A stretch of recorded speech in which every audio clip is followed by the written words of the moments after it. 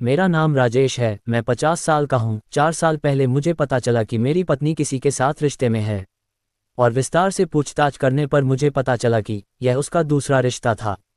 1 साल पहले टूटा था रिश्ता, और जब मैंने पूछा तो उसने खुद ही मुझे सब कुछ बता दिया, इस शर्त पर कि अगर उसने मुझे नहीं बताया तो मैं इसे तोड़ने का निर्णय ले सकता हूँ। तो थानेदार ने बिना छुपाए मुझे सब कुछ बता दिया। वह मुझसे कह रही है कि वह अब भी मुझसे प्यार करती है। आटा ने कहा कि उसने सभी संपर्क बंद कर दिए, लेकिन 1 साल बाद उसने फेसबुक मैसेंजर के साथ संपर्क विकसित करने की योजना बनाई और एक एफबी मित्र के साथ एक और रिश्ता विकसित किया। दोबारा जब मुझे पता चला तो उसने उससे संपर्क करना बंद कर दिया। इस बार वहाँ कोई शारीरिक संबंध नहीं था, लेकिन उसने स्वीकार किया कि उसने एक बार उसे चूमा था।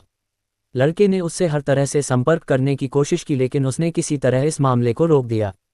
मैं अपनी पत्नी से बहुत प्यार करता हूँ, मैं उसे हर बार माफ़ कर देता हूँ। 3 साल बीत गए, अब इस पूरे साल वह मेरे बिना अकेले बाहर नहीं जा रही थी। लेकिन इन दिनों मैंने भी उसे बाहर जाने के लिए जोर दिया और उसने योगा क्लास जाना शुरू कर दिया, जहां वह जल्दी चली जाती थी, और आजकल वह बहुत खुश है। मुझे नहीं पता कि मैं सही कर रहा हूं या नहीं। कई बार मेरे मन में अब भी यह शंका आती है कि क्या वह फिर से अफेयर करना शुरू कर देगी। मैं कई बार डरा हुआ हूँ, नहीं जानता कि क्या करूँ। क्या मुझे अभी भी अपनी पत्नी पर भरोसा और प्यार करना जारी रखना चाहिए या क्या?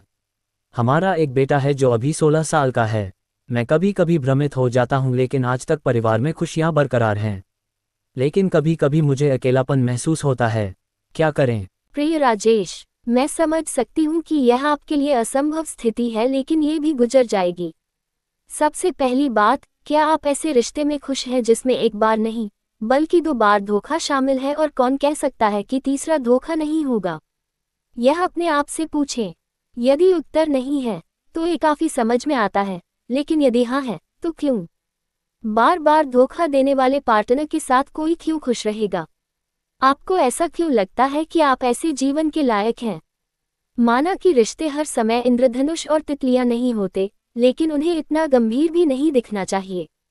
आपने अकेले ही इसे इतने लंबे समय तक जारी रखा है और अपने साथी की बेवफाई को बार बार स्वीकार करके सद्भाव बनाए रखा है।